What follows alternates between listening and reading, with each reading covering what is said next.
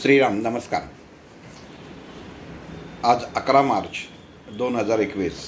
वास्तविक रोजच्या निरूपणाच्या विषयांपैकी आज कुठलाच विषय न घेता सध्या करोना या व्हायरसचं विषाणूचं जे सगळीकडं थैमान घातलेलं आहे आणि भारत सरकारने लसीकरण सुरू केलेलं आहे आणि या लसीकरणामध्ये 9 तारखेला लस घ्यायचा मला योग आला. जेव्हा जेव्हा मी मुद्दामून आज हे निरूपण एवढ्यासाठी केलं की लसीचे शरीरावरती होणारे परिणाम हे काय होतात हे सांगण्यासाठी केलेलं आहे. जेव्हा करोना हा सापडला आणि त्याच्यानंतर पूर्ण विश्व ह्याच्यावरती आता औषध काय, ह्याच्यावरती लस काय, व्हॅक्सिन काय या संशोधनाच्या पाठीमागे लागली आणि जेव्हा त्याच्यात प्रगती होत गेली तसतसे त्याचे होणारे साईड इफेक्ट्स काय याच्यावरती पण खूप सारी चर्चा मीडियामध्ये रंगली, वर्तमानपत्रात रंगली. अनेक डॉक्टरांची अनेक मतं झाली, आजही आहेत, नक्कीच आहेत. आणि या सर्व घटना घडत असताना भारताच्या 2 व्हॅक्सिन कंपन्यांनी, सिरमची आणि भारत बायोटेक यांनी हैदराबाद कोविशिल्ड आणि कोवॅक्सिन अशा 2 लस आत्ता उपलब्ध आहेत. तर ह्याच्यामधली कोविशिल्ड ह्याची लस 9 तारखेला मी घेतली. स्वामी महाराजांच्या कृपेने आत्ता इतकी लस घेण्यासाठी सुद्धा प्रत्येक केंद्रांवरती गर्दी आहे, पण ती सुद्धा शांतपणे सोय सद्गुरूंनीच केली. आणि ती लस घेण्या अगोदर अक्षरशः कोणीही असं म्हटलं नाही की जाऊन लस घे. सगळेच म्हणले की लस घेऊ नकोस, त्याचे परिणाम वाईट आहेत. अजून कळलेलं नाही, अजून प्रूव्ह झालेलं नाही. पण कसं असतं की आपल्या मनावरती, आपल्या वैचारिकतेवरती आपले गुरु जे संस्कार करतात, जसं सावरकरांनी क्रांती करायचं ठरवलं, इंग्रजांशी लढा द्यायचा ठरवलं, तेव्हा स्वतःच्या घराला आग त्यांनी स्वतःच्या हाताने लावली आणि बायकोला म्हणाले की कोणाच्या तरी घर जळल्याशिवाय, कोणाच्या तरी घरातनं धुराचे लोट आल्याशिवाय हे स्वातंत्र्य काही मिळणार नाही. मग दुसऱ्याचे कशासाठी, आपल्यापासूनच सुरुवात करावी. आणि हा विचार माझा तेव्हा मनात आला की इतरांना त्रास होताना बघून किंवा नीट होताना बघून दोन्हीपैकी एक परिणाम होणार होते. मग आपण ठरवायचं. ह्याच्यात स्वार्थीपणा आला. मग आपण हा स्वार्थीपणा करायचा का? आणि आपल्या देशावरती, आपल्या देशामधल्या वैज्ञानिकांवरती, आपल्या पंतप्रधानांवरती एवढा विश्वास नाही का? आणि आम्ही जेव्हा लसीकरणासाठी जी नोंदणी करायला लागते ती नोंदणी केली, पण कुठं केंद्र मिळेनात. पण शेवटी सांगितलं तसं स्वामी महाराजांची कृपा झाली आणि ते मिळालं. आता लस ज्या दिवशी घ्यायची होती त्या दिवशी आम्ही लसीकरण केंद्रात गेलो. तिथं आमचं रेग्युलर नेहमीप्रमाणे आधार कार्ड तपासण्यात आलं. आम्ही ज्याच्यावरती नोंदणी केली होती त्याची पडताळणी झाली. कुठले आजार आहेत का, कारण वय वर्ष 45 ते 60 याच्यामध्ये ते लसीकरण होणार होतं. मग ब्लड प्रेशरचा आहे, मी बरीच वर्ष झाली ब्लड प्रेशरची गोळी घेतो आहे. मग त्याच्या काही त्यांनी कॅटेगरीज दिलेल्या आहेत त्या फॉर्ममध्ये, त्या भरून तुम्हाला द्यायला लागतात की आपल्याला कुठला त्रास आहे नाही. ते सर्व सोपस्कार झाल्यानंतर तुमचा तो फॉर्म स्कॅनिंग केला जातो, रजिस्टर केला जातो गव्हर्नमेंटच्या यंत्रणेसोबत आणि मग लस मिळते. लस तुम्हाला घेताना दाखवली जाते कुठल्या कंपनीची लस तुम्ही घेताय, सिरिंज दाखवली जाते. आणि ज्या नर्स लस देतात त्यांच्या व्यतिरिक्त त्या तिथं कोणीही दुसरं, त्यांचा मदतनीस ह्या दोघांव्यतिरिक्त तिथं कोणीही उपलब्ध नसतं, अवेलेबल नसतं किंवा मुद्दामून थांबू देत नाहीत. इतकी सुंदर योजना तिथं आहे. आणि डाव्या दंडावरती लस घेतली.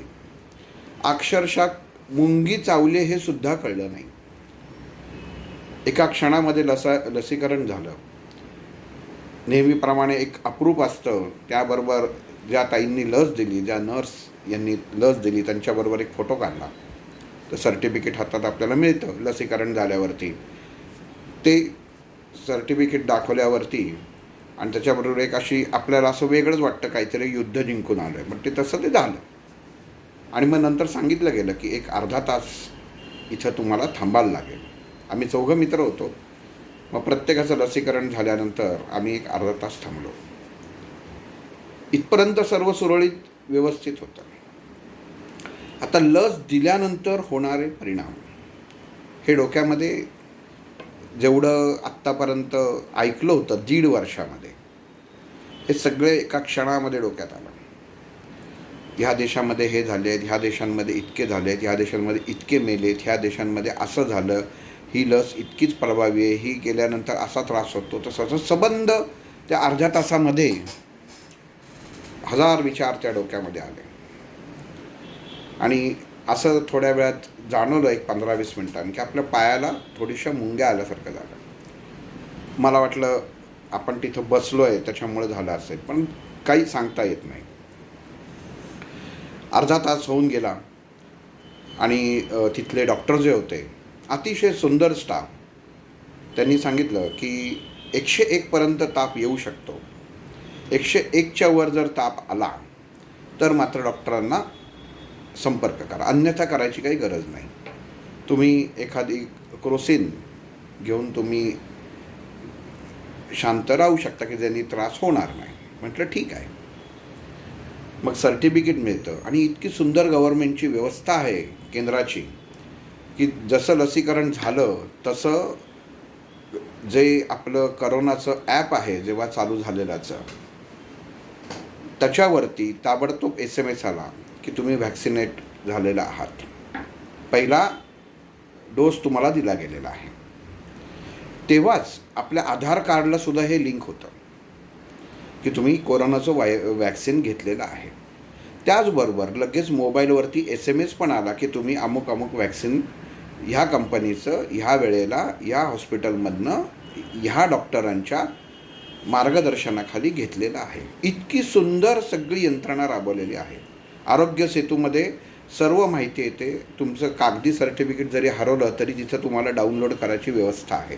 आणि तुमचं पॅन कार्ड असो किंवा आधार कार्ड, तिथं ते लिंक केलं जातं. आणि हे सांगायचं कारण तुम्हाला मी इथं मुद्दामून सांगतो की ह्या पुढं हे हे कंपल्सरीच होणार आहे. आणि इथं एवढे हे विचार आमच्या सगळ्या ह्या अर्ध्या तासामध्ये पुढच्या झाले. आणि मग आम्ही चौघही काही त्रास होत नाही म्हणून डॉक्टरांचा आणि तिथल्या स्टाफचा खरंच आभार मानले. इतकं सुंदर, म्हणजे आपण जे पेपरमध्ये वाचतो किंवा हे, तर तसं नाही आहे. वास्तविक आपण काय होतं, आपण बाह्य गोष्टी ऐकतो आणि त्याच्यावर विश्वास ठेवतो, पण तुम्ही जर समोर जाऊन बघितलं ना तर तुमचं वास्तव्य तुम्हाला वेगळं पाहायला मिळेल. इतके सुंदर स्टाफ नियोजन आहे सगळीकडं. आणि सगळ्यांचे आभार मानून परत त्या ताईंचे आभार मानले की म्हटलं तुमच्यामुळं आज ही एक महामारीचं डोस शरीरात गेलेला आहे, हे तुमचीसुद्धा कृपाच आहे, दैवी कृपाच आहे. आणि मग तिथनं आम्ही बाहेर पडलो. कोणाचंही सकाळी लवकर गेल्यामुळं जेवण झालं नव्हतं. मग आम्ही जेवायला थांबलो, जेवलो आणि साधारण एक 3 वाजता घरी पोचलो.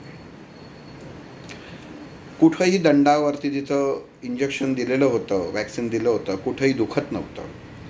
बऱ्याच जणांनी मला आधी सांगितलं होतं दंड एवढा सुचतो, अमुक होतं, तमुक होतं, असं काही झालेलं नव्हतं.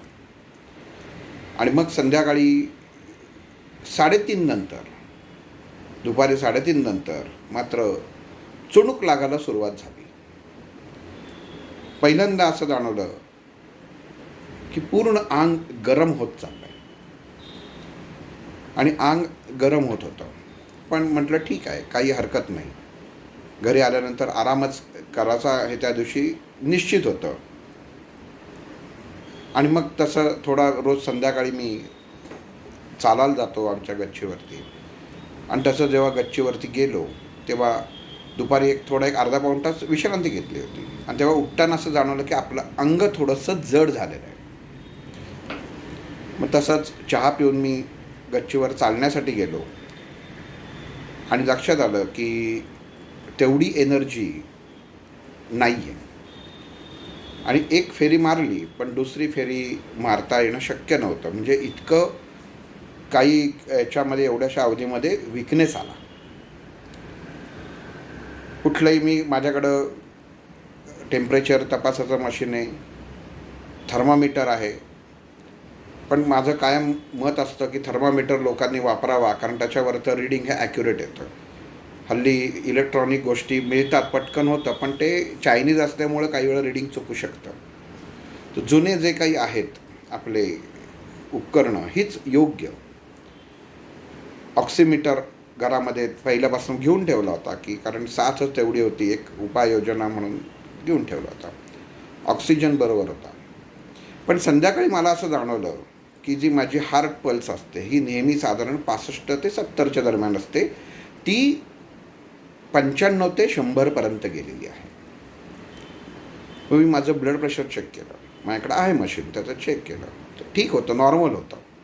माझं ब्लड प्रेशरही नेहमी गोळी घेऊनसुद्धा साधारण 135-40 ते पण 100 वरचं ब्लड प्रेशर 135-40 आणि खालचं 85 ते 90 दरम्यानही असतं. आणि पल्स ही नेहमीच पहिल्यापासूनच 65 ते 70 या दरम्यानच असते. कधी कधी 60 पण होते, पण ते गोळीमुळे होते असं डॉक्टरांचं म्हणणं होतं. पण इथं ब्लड प्रेशर नॉर्मल मला मिळालं, पण पल्स मात्र माझी 100पर्यंत गेली होती. म्हणजे माझ्यात फरक काय झाला होता हे मी आपल्याला सांगतो.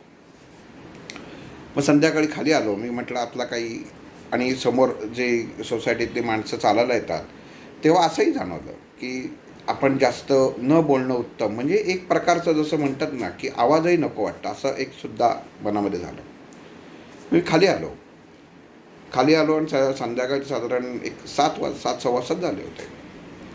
आणि तेव्हा अंगातलं कसकस वाढायला सुरुवात झाली. पण टेम्परेचर परत चेक केलं, तेव्हा टेम्परेचर माझं 98पर्यंत गेलेलं होतं. पण पेन किलर शक्यतो खायची नाही हे मी मनाशी नक्की केलेलं होतं. आणि जसजसं 8 वाजले तर त्या 98चं 99पर्यंत टेम्परेचर पोचलं. आणि हातपाय प्रचंड प्रमाणामध्ये दुखायला लागले की ज्याचं मोजमापच नाही.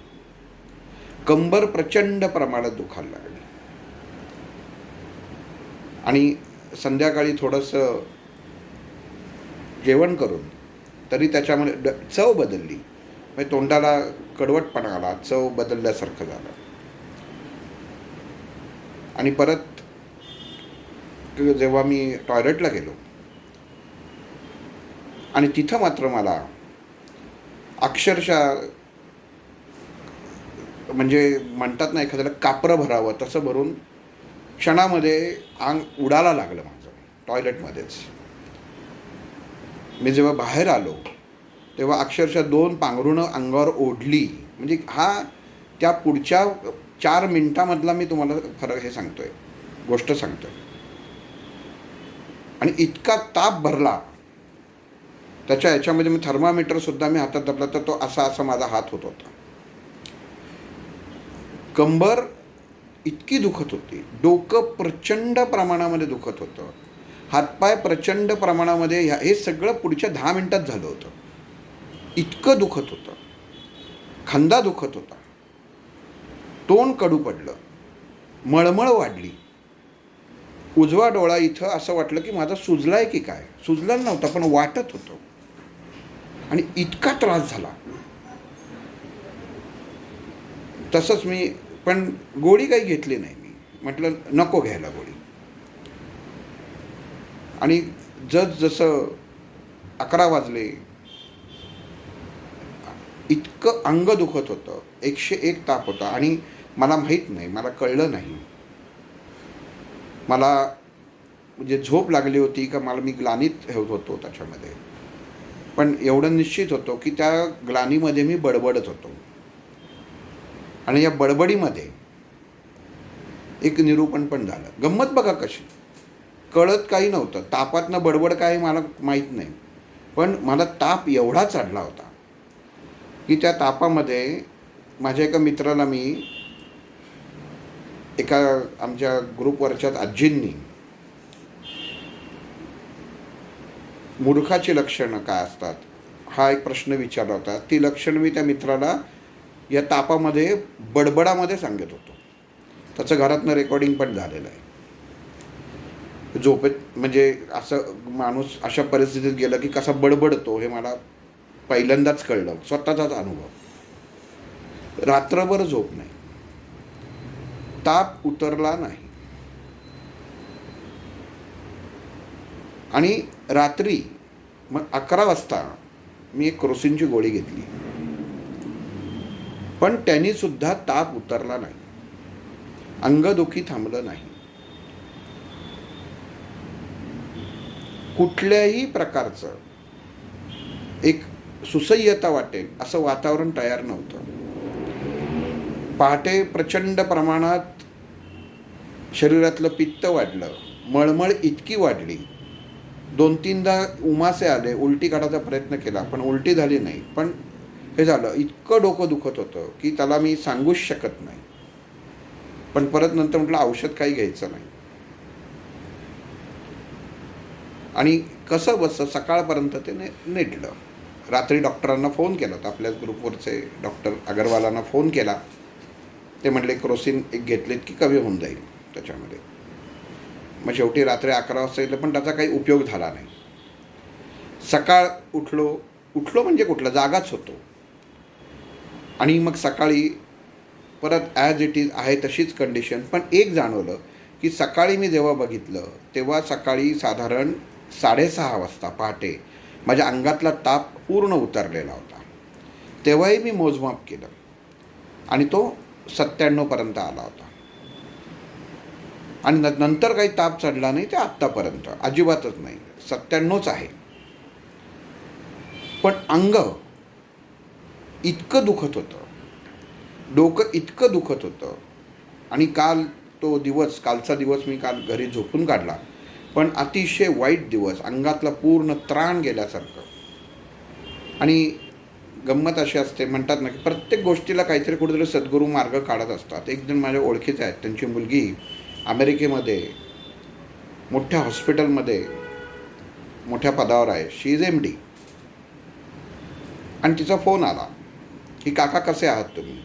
म्हटलं छान आहे. म्हटलं असं वॅक्सिन घेतलेलं आहे, त्याच्यामुळे घरीच आराम करतो आहे. तर तिने मला सांगितलं काका एक काम करा, कुठल्याही परिस्थितीत पेनकिलर खाऊ नका.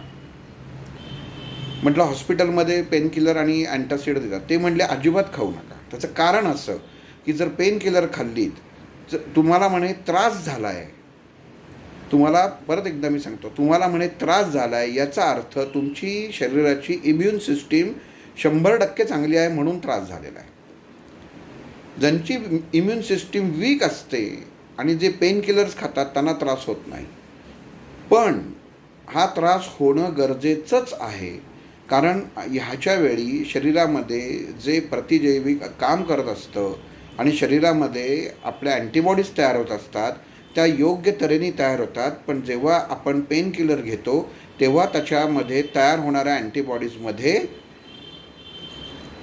कुठला तरी परिणाम होऊ शकतो आणि व्यवस्थित अँटीबॉडीज तयार होत नाहीत. हे त्या मुलीने मला सांगितलं. त्याच्यामुळे तुम्ही काही घेऊ नका, निदान 30 तास घेऊ नका असं सायन्स सांगतं. 30 तास नीट लक्षात ठेवा की तुम्हाला. आणि मी न सांगता तिने माझी सगळी सिम्पटम सांगितली. ती म्हटली तुम्ही काहीही घेऊ नका आणि 30 तासानंतर एक कॉम्बिफ्लेम तुम्ही घ्या, पण 30 तास काही घेऊ नका, तुम्ही सर्व सहन करा, जसं दुखणं आलं आहे तसं आपोआप जाणार आहे म्हणले. पण हे तुम्हाला सहन करायला लागेल. जर तुम्ही हे सहन केलं तर तुमच्या शरीरामध्ये जे तुम्ही लसीकरण केलेले आहे त्याचे प्रतिजैविक उत्तम प्रकारे आणि व्यवस्थित तयार होतील.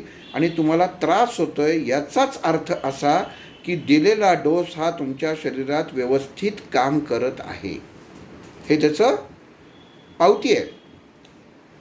आणि मला ते पटलं, कारण मी न सांगता तिने मला होणारी सगळी सिम्पटम्स सांगितली. आणि हेही सांगितलं की 30 तासांनी, म्हणजे तुम्ही 11:30ला घेतलेले आहेत ना, तर मी तुम्हाला दुपारी बरोबर फोन करते. म्हटलं बरं.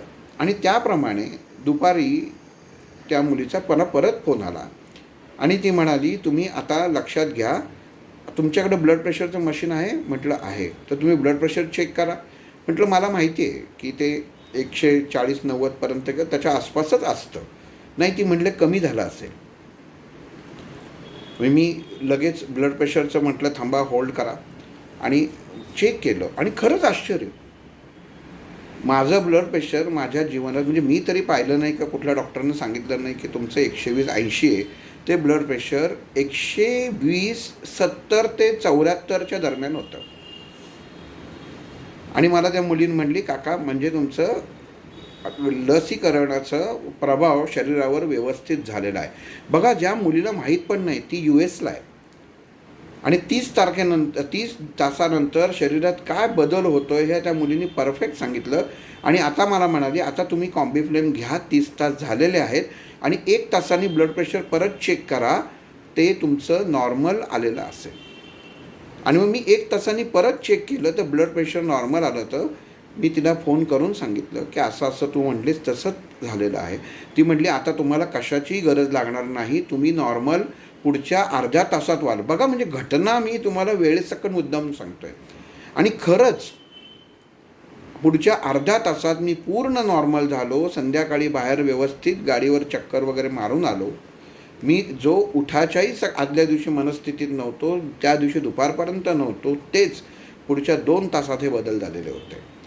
आणि त्याच्यानंतर तिने मला आता सांगितलं की 48 तासापर्यंत याचा परिणाम व्यवस्थित असे हे कमी जास्त प्रमाणात राहतात. आणि थोडासा एक दिवस विकनेस हा जाणवतो, जो जाणवायलाच हवा. आणि तेव्हा आराम करणं हा एकच मार्ग आहे. तुम्ही कुठल्याही प्रकारच्या गोळ्या खाऊ नका, कुठल्याही प्रकारचे पेनकिलर घेऊ नका, काहीही गरज लागत नाही. 30 तासानंतर तुम्ही फक्त कॉम्बिफ्लेम घ्या.